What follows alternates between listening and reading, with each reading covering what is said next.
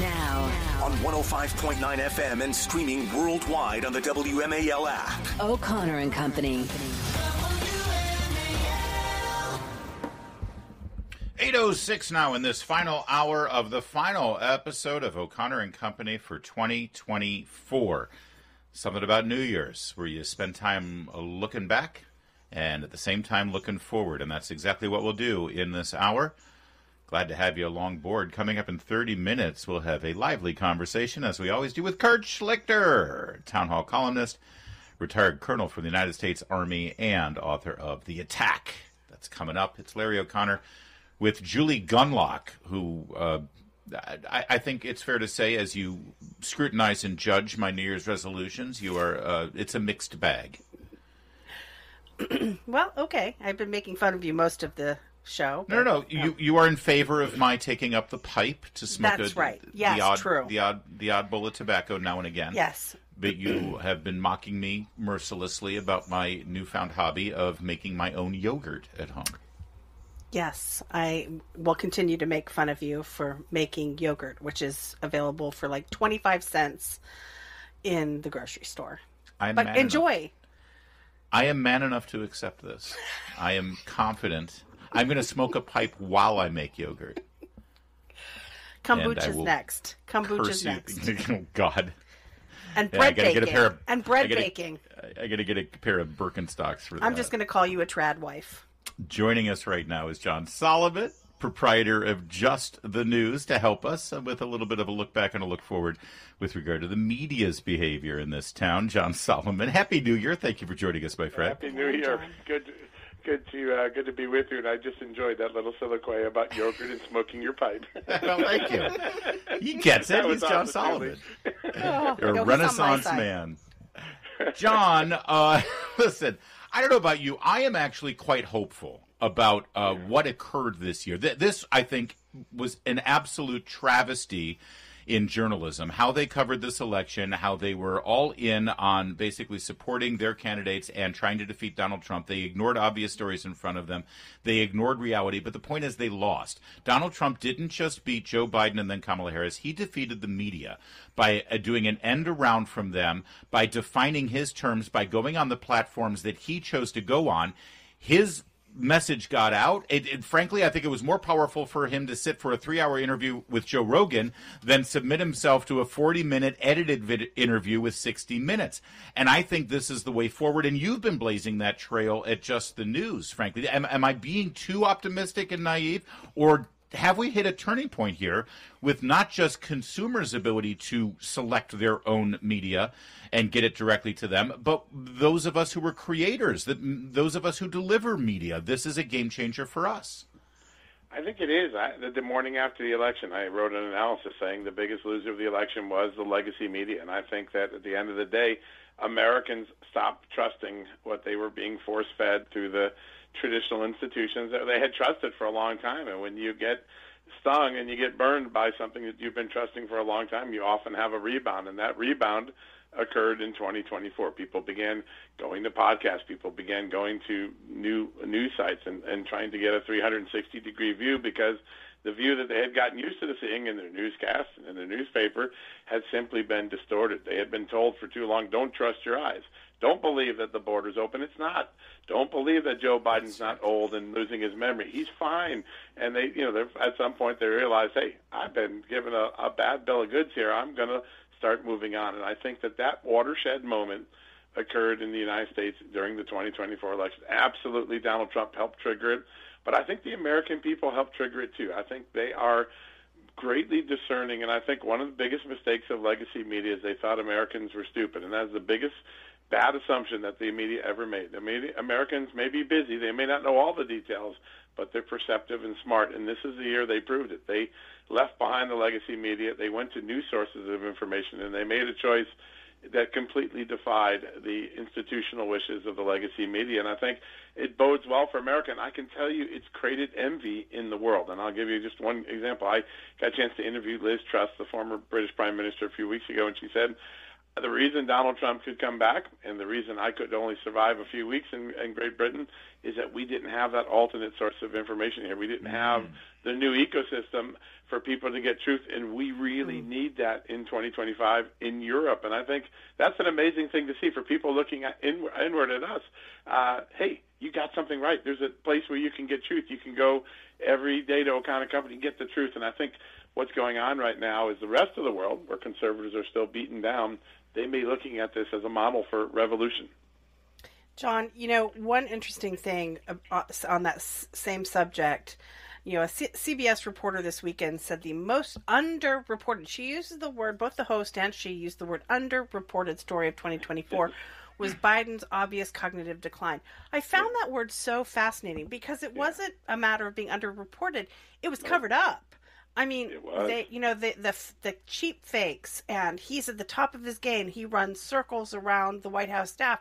That was all carried. And then, people who questioned him, we had James Rosen on earlier who questioned the president's cognitive abilities, were shamed. So they covered it up. And so I feel like, I am really glad that some members of the corporate media are taking a look at themselves. But again, I think it's mischaracterized as underreported. The media is totally in bed with the Democrat Party. And I don't know how that gets solved. I think it doesn't. I think they stay there, and an entire new ecosystem of American journalism is already sprung up. It's already underway in a very big way. Hundreds, tens of millions, and sometimes over 150 million Americans a month get their information from someplace other than the legacy media. Now, that is extraordinary. It means podcasts, and I think you'll see this transformation leaning into next year be even more profound in the White House correspondence relationship with the president. I would not be surprised to see President Trump create an alternate press room, something that's bigger and larger than the one down in the side of the White House, maybe in the old executive office building, a whole new system. The old media can stay there. It'll be like a hockey penalty box. But I think the new location is going to be where media who've been accurate and honest and more inquisitive are going to get their chance to talk to the president around the stranglehold that the traditional White House Correspondents Association has had, not only on the access to the White House, but also on the access to the truth. And I think that moment is probably going to happen. I think that's one of those Trump-like moments that will happen in the early part of 2025, and I think that's very, very exciting.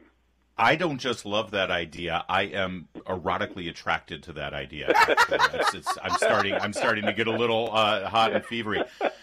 John, the National Archives are in the news, and we're learning more and more about what goes on over there. And I know that you've had dealings with the National Archives that led in many ways to the embarrassing and horrific raid on Mar-a-Lago. Can you stick with that? We got to do a quick traffic thing here. I want to ask you about it, and also about the news now that Jack Smith has dropped remaining charges there in the Mar-a-Lago records case. So we'll stick with John Solomon, Just the News, and find out what's wrong over at the National Archives. How did this institution get so politicized, and what needs to be done there? But first, it's 8:15. We continue with John Solomon. Just the News is such an important and vital website and media platform for reporting news and delving into news and long-form interviews, and John coordinates all of that. And John, I've from the day you started it, I've been a big fan of what you've done over there, so congratulations on its continued success. We have now learned that Jack Smith is dropping the remaining charges that were still hanging there with regard to the Mar-a-Lago raid that covered records, presidential records, that now that case goes away. But boy, it was certainly the cause celeb for so long, John. And I want to ask you flat out, because you were you understood this story better than most people. You actually were able to have a hand in or an observation of those presidential records in some respect. In fact, I don't want to mangle it, please tell us your specific responsibility there. Yes, I never really had anything to do with the records at Mar-a-Lago. That I had asked the president, much like I asked Richard Nixon back in 1992, for special access to the archives to get documents that weren't public yet. So in 92, I was able to get the documents that sunk Ross Perot's presidential campaign, showing the inside game he played with Richard Nixon during Watergate. 20, 30 years later, I asked President Trump for permission because the Russia collusion documents that he declassified on his last day in office were never released. And so I asked for permission, special permission, to go to the archives and get a set of them. By the way, the archives never released them to me. I'm still suing and fighting my way through that. Right. And that's all I did. It really had nothing to do with Mar-a-Lago. I just asked for access as a journalist to try to get something for the American public that would be a benefit. That said, what stronger statement could be made than on the final days of Jack Smith's tenure? He drops the cases against two civilians that were charged alongside of President Trump. Now, he had to drop the charges against President Trump because of Justice Department predicate, which is that a sitting president can't be prosecuted. That's the belief of the Justice Department. He had no reason to drop these two charges against these two men. They could have proceeded with this. Why did they drop that? Because at the end of the day, when that case got to court, the truth would be out there. And so it's perhaps the ultimate statement of the Justice Department that this case really isn't worth pursuing now that Donald Trump and the election is won. And I think it's an amazing statement. Because it wasn't about the law, and it wasn't about justice, and it wasn't about seeking the truth. It was about getting Donald Trump. And there are reports in the last couple of days in which Joe Biden said aloud, allegedly, what we all thought all along, which is, I should have brought the case earlier. I wish it wasn't Merrick Garland who had been so was the Attorney General. What does that tell you? Joe Biden saw the Justice Department cases against Donald Trump to be a political weapon, not a matter of justice. Yeah.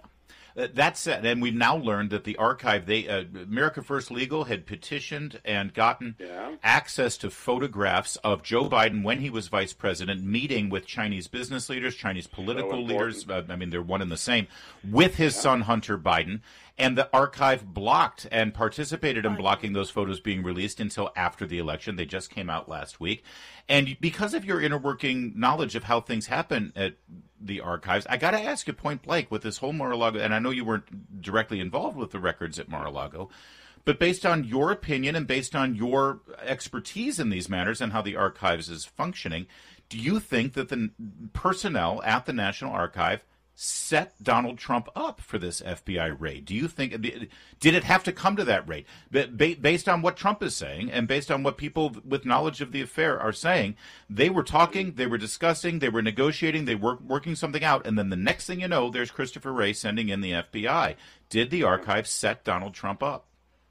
I believe that the archives are the perfect example of an institution that has extraordinary rich resources for the American people that have been captured by leftists and partisans. And there are so many extraordinary stories that my career has been able to dig into as a result of the records that sit at the National Archives. It's an amazing resource.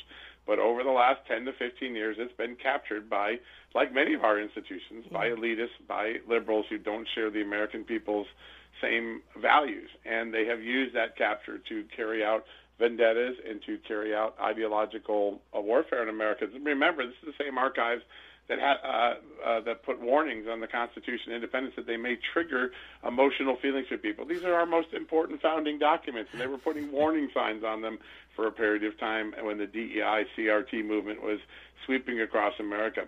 There is no doubt that the archives played a major role in trying to create the pursuit of Donald Trump. It is the White House counsel's office, this is a memo I broke a few years ago, that originally told the archives, go sic the FBI on Donald Trump. It's how it got started.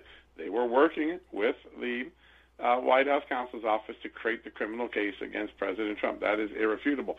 Now, many FBI agents that worked that case did not believe that there needed to be a raid on Mar-a-Lago. They were overruled by the Justice Department, and that raid was carried out. But at the end of the day, I think the archives, as great as the information is, as great as many of the people that work there are, its leadership has been captured by elitists, and whether it's warnings on our founding documents or pursuing a president for a records problem, which, by the way, Joe Biden had a similar records problem. They didn't go the same route. They didn't raid Joe Biden's house. It's just remarkable what happened in the two cases, and I think the only way to describe it is elite capture of an agency. John Solomon, critical reporting as always, and really looking forward to seeing what's next for Just the News as we embark upon a brand new day here in Washington, D.C. and in the world of journalism and media. And it's going to be fun. Are you excited about what's going to happen in about 3 weeks and how? I'm excited because I feel the American people feel like a moment of catharsis ahead, that a return to some normalcy is ahead, that maybe the things that have plagued us the last 4 or 5 years are really going to get addressed, the border crime, the economy, inflation. To see the American people more upbeat, to see them more optimistic than they've been in 4 or 5 years. As a journalist, that's a great thing to see, and now we have to chronicle it, make sure it happens, and tell the American people the truth going forward. But I do think it's an extraordinary moment where America will feel maybe like America again. Well said. You know what? Next time I see you, John, hopefully I'll have some fresh homemade yogurt that I can do. I'm in. I'll bring the coffee. No, John, don't encourage this. All right, I shouldn't. Happy New Year, John. It's 8:23. Happy New Year, guys. 8:37 now on this final day of 2024. It's the final O'Connor and Company. It's the final half hour of O'Connor and Company for 2024. Quite a year it was. It's Larry O'Connor with Julie Gunlock. Are you ready to hit the ground running on 25, Julie? I sure am. Really? Do you have big plans? Because I've already revealed that I'm going to be smoking a pipe. I'm taking up my pipe smoking. I'm making fun of you. And I'm making homemade yogurt. It's my new hobby, is to make homemade yogurt. Yes, and I will be making fun of you each week. Our next guest not only would never make homemade yogurt, he would never eat yogurt of any kind. He is Kurt Schlichter, retired Colonel of the United States Army, senior columnist at Townhall, author, latest book, blockbuster, The Attack. Kurt, good morning and Happy New Year. Oh, well, Happy Kwanzaa to you. I think today is Umu, where we celebrate deadbeats getting free stuff. That's right. Like homemade yogurt. Yeah. I don't want to know how it's made. I don't ask. Don't tell. By the way, fair enough. By the way, it's Meredith. Meredith is the one who's actually doing the yogurt making. Sure. But I'm overseeing it, and I'm the official taste tester. Oh, I thought that was a euphemism. I know you did, and maybe it is. Kurt, your latest column, I think, is really informative because this has been a heck of a 10-day stretch here. Between the battles over the continuing resolution and Mike Johnson and the questions about where the leadership of the House is going in the Senate. And then you had Vivek Ramaswamy and Elon Musk saying, yeah, that whole America First thing, fine, except when we want to hire foreigners and undermine American kids who have gotten their STEM degrees. Then that got resolved, it appears. And finally it culminated yesterday. Get this, 1-2 punch. Trump endorses Johnson and says, fall in line, please, and let's go with my agenda. And I don't want any of this petty squabbling. And number two, the incoming chief of staff for the White House told all of the cabinet secretaries they can no longer just post on social media without permission because they don't speak for the president. And I think you sum it up well in your column about, well, what it's going to be like trying to keep this coalition together. Well, I mean, they're going to need a whip and a chair. It's like herding cats on meth, but that's okay. Look, remember how easy it was when we had kind of the Reagan coalition? Everyone was pretty much okay. We want to have a capitalist economy. We're pro-family, and we want to bomb pretty much the rest of the world. And everybody pretty much agreed on that. And it was pretty easy to maintain the coalition. Now we have a very different coalition, and frankly, guys who think like you and me are not the overwhelming, complete, total majority of it. We need other pieces of the puzzle. So that's why you get, somebody who's super pro-organized labor as Secretary of Labor. Why you get RFK Jr. In HHS. I'm not sure he exactly matches our thoughts on all aspects of health. And, you get Tulsi Gabbard in his intelligence, who is being hired exactly because she doesn't believe in the consensus. And, of course, why you get the tech bros bringing up their view. And their view is not completely, totally insane, though there are parts of it that are totally insane, in my view. The thing is, we got to work this stuff out. Everybody doesn't agree on everything, so it's a new coalition. We got to figure things out. And we did that. And It's good. That was fine. It was public instead of behind closed doors. But yeah, I hear you. It's almost like a representative government. Yeah. I'd love to get your thoughts on there's another battle going on, and that's some it's not really a battle, but there's some disagreement with Mike Johnson, criticism of Mike Johnson. No replacement, of course. People just like to complain. Nobody's actually thrown their hat in the ring to replace him. But, he gets a lot of crap from the right. And I have a lot of sympathy for Mike Johnson. I actually really like Mike Johnson. I think he's a good man, and I think he's doing the best he can. What are your thoughts on Mike Johnson? And again, with some of the attacks on him as being, I think Thomas Massey called him the next Paul Ryan. Do you agree with that? Well, first of all, every time you say Mike Johnson, I think of Bart Simpson calling up Mo. But let's get beyond Mike Johnson. And look, Mike Johnson's an imperfect vessel. But, we didn't win enough seats to have our choice. And, of course, Matt Gaetz really helped out by getting, the guy who was pretty much born to be Speaker. Right. Who I don't think much of personally. But we probably have a lot more seats if McCarthy was still there. And, again, I'm not a McCarthy fan. But, I'm not a McConnell fan, but you got to recognize, McConnell did, the impossible.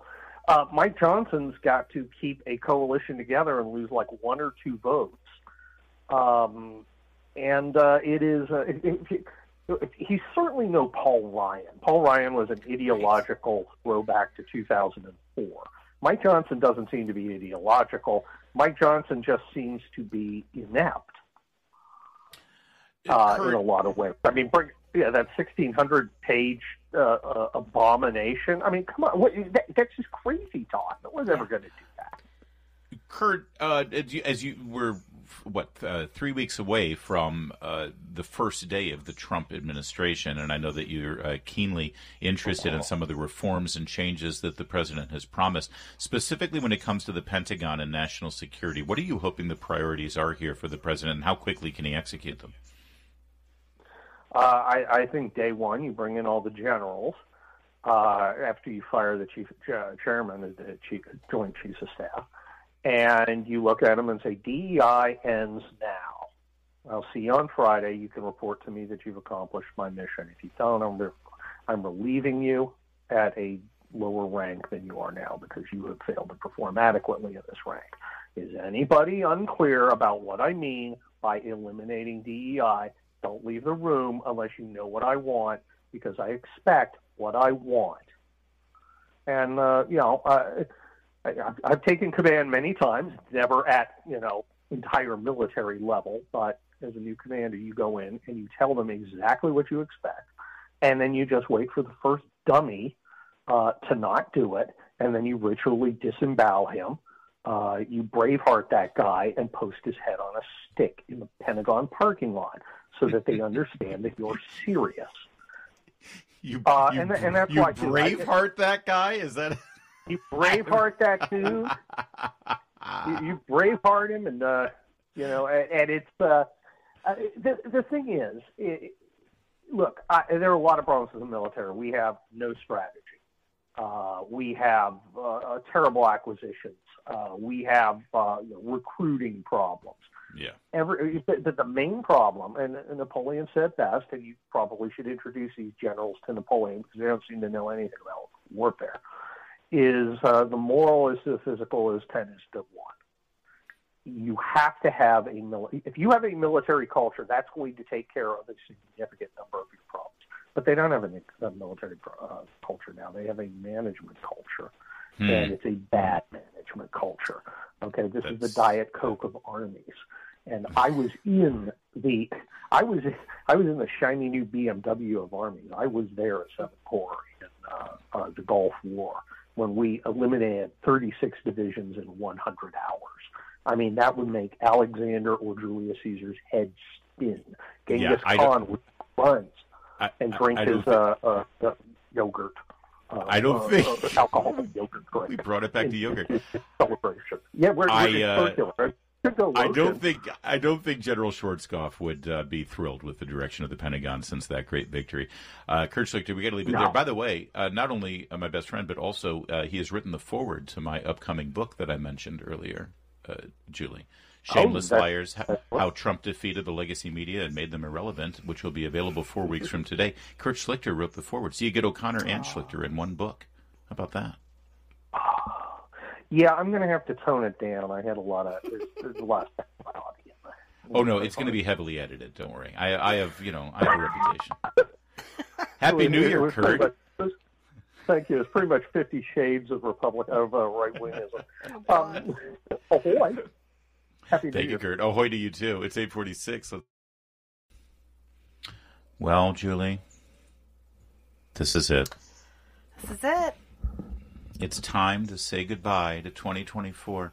Isn't it funny that it's like at the end of our day, it's not even 9 a.m, and we're like, well, it's the end of the year. Yes. Too early to pop that champagne. Any special we knew this was going to be an extraordinary year, but I don't think any of us had any idea the level of unprecedented. I still think of that, from the moment of the debate, third week of June, right? To the assassination attempts, to Biden dropping out, to Kamala being installed, to J.D. Vance being announced, to the Republican convention, to the Democrat convention, and all through to Election Day, it was the most extraordinary span of time for what we do, well, and really for every American, but specifically for us with our front row seat here in Washington, D.C. to politics. It really has been one for the history books, and I'm so glad that we were in it together here as we saw it all unfold. I agree. Just very quickly, Larry, you and I have kids that are still quite young. Mine are all in high school. You have one left in high school, and 3 that have sort of are in early adulthood, and one still in college. And I think that it has been a difficult time over the last several years, and to worry about the world that our children would face when they launched. And I feel so hopeful for the first time in a long time. I feel like things are going to be okay for the first time in a long time. I feel so happy that they can be patriotic and not have to be quiet about those feelings, and proud of their country, proud of being an American. I really feel wonderful going into 2025. Yeah. And yes, it's been very fun to experience all of this on the radio with all of our great listeners as well. People are in a great mood, and we're going to keep the good times rolling. It's going to be tough. It's going to be rough, and the media and the left are going to do what they're going to do, but we're going to be here for you. We are going to be, dare I say, a bulwark against all of that, but we'll do it the right way, and we appreciate everything you've done for us. Chris Plant Show is coming up next, and yes, we'll be live tomorrow for your New Year's Day celebrations as well, so we'll talk to you then. WMAL-FM